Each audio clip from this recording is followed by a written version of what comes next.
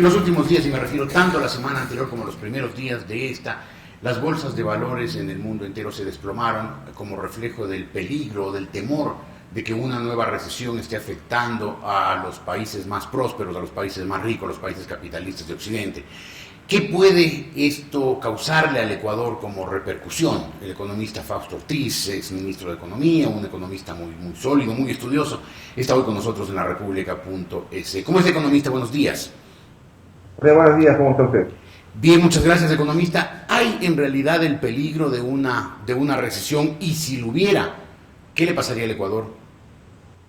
Ya, el peligro de la recesión está presente tanto en Europa como en Estados Unidos, y la gente de los mercados lo está percibiendo mucho más rápido de lo que yo hubiera esperado que sea percibido, toda vez que uno empieza a ver ya la caída de las bolsas americanas, y también inclusive el día de ayer en Asia se sentía rápidamente ese impacto.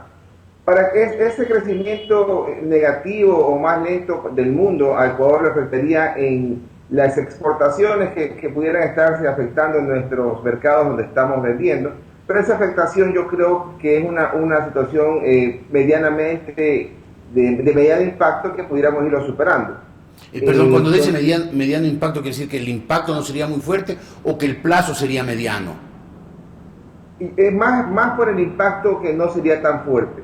Y eso también podría ocurrir seguramente a la vuelta de 3 o 4 meses, cuando ya los contratos nuevos estén viéndose afectados. El asunto acá, donde tendremos un impacto rápido, directo, es en el tema del precio del petróleo, que ya empezó a sentirse. Es decir, la semana pasada se negoció el petróleo arriba en 95, quizás en 98 dólares el WTI, que es el marcador para Ecuador, y hoy día se está negociando menos de 85.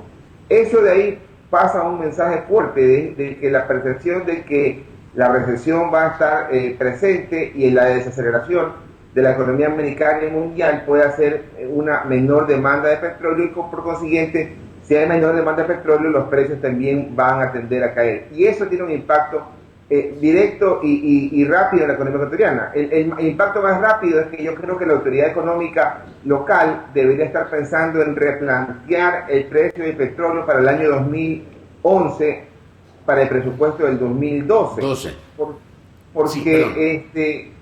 Porque hoy día lo tienen ubicado arriba en 90, y eso va a significar un menor impacto fiscal en requerimiento de financiamiento. Pero si el precio en verdad se cae por 85 o por 80, y ojalá que hasta 80 sea el piso que se resbale, eso va a incrementar el déficit fiscal programado en más de $1.000 millones.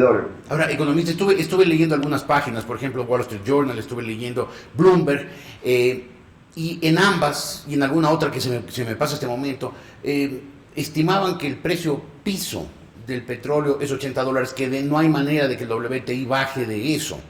Si es que ese fuera el caso, ¿el impacto aún así sería fuerte para la economía ecuatoriana? El tema es que el petróleo es una variable difícilmente controlable, ¿no? En el año 2008, estaba el petróleo 140, la gente pensaba, y los analistas serios decían que iba a llegar a 200, y al final del día terminó en 40 dólares. Es decir, es un tema difícil de pronosticar. Ahora, el asunto, yo te digo, ojalá no baje de 80. Y ese ojalá debería uno poderlo reflejar en la proyección del Banco Central para el precio del petróleo 2012, para ubicar el presupuesto del 2012 con un precio al menos de 80, o si no, igual dejar el 75 del año pasado, para dimensionar el presupuesto y señalar de que si el petróleo cayera más, entonces uno debería ir por más financiamiento en un entorno difícil, porque las tasas de interés podrían estar subiendo y el financiamiento podría ser escaso para el 2012. Ahora, ese sería el impacto fiscal. Ahora, el impacto para la economía de la gente, digamos.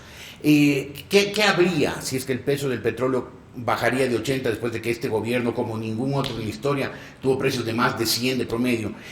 ¿Significaría que desaceleración de la obra pública? ¿Significaría una necesidad de contraer el Estado y por lo tanto contraer los salarios y el número de burócratas? ¿Qué sería, economista? Ya, el precio del petróleo del año 2008 fue 85, el precio del petróleo del año 2011 en los 6 primeros meses del año está en 95.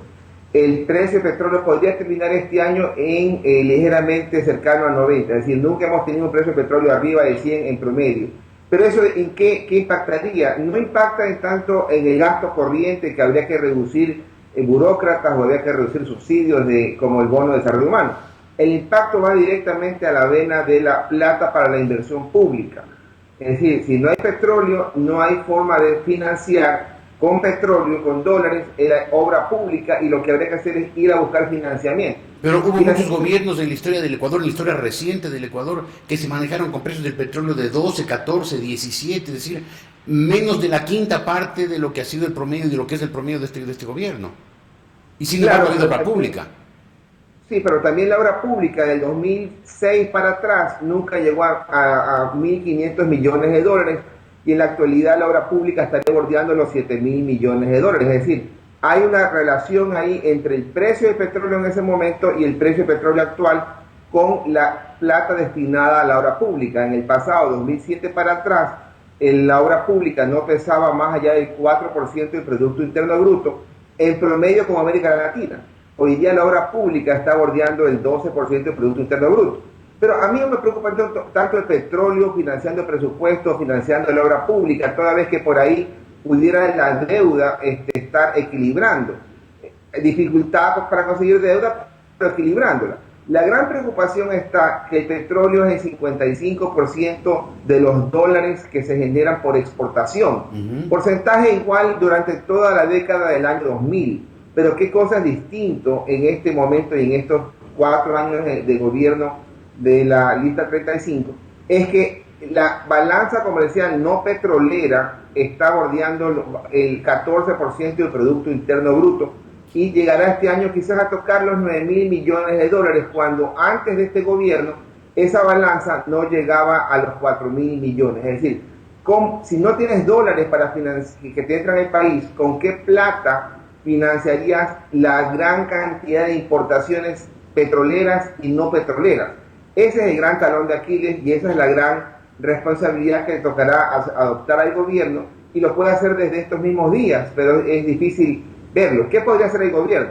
Ya el año 2011 tiene un ritmo bastante bueno, que podría llegar al 2011 a ubicar la economía creciendo arriba del 6%. Pero lo que resta del año, el gobierno podría suavizar el gasto en la obra pública y empezar a acumular recursos para momentos de dificultades del precio del petróleo, y para tratar de equilibrar el año 2012 con algo de dólares en caja.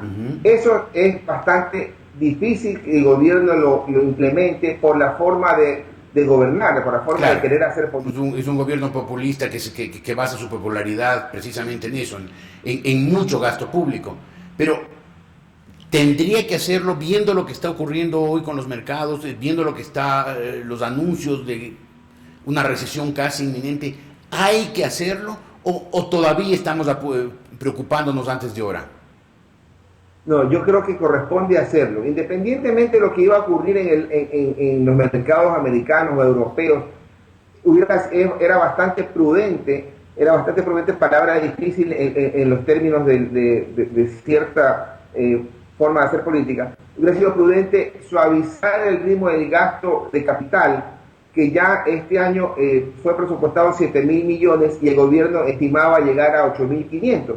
Hubiera sido prudente dejarlo en los mismos 7.000 millones, que es un muy buen nivel de obra pública, y empezar a acumular algo de caja en las reservas de libre disponibilidad para enfrentar el año 2012 y volver a estabilizar. Porque si no hacemos eso, lo que estaríamos es otra vez frente a una situación que ya nos ocurrió en el año 2008 y 2009.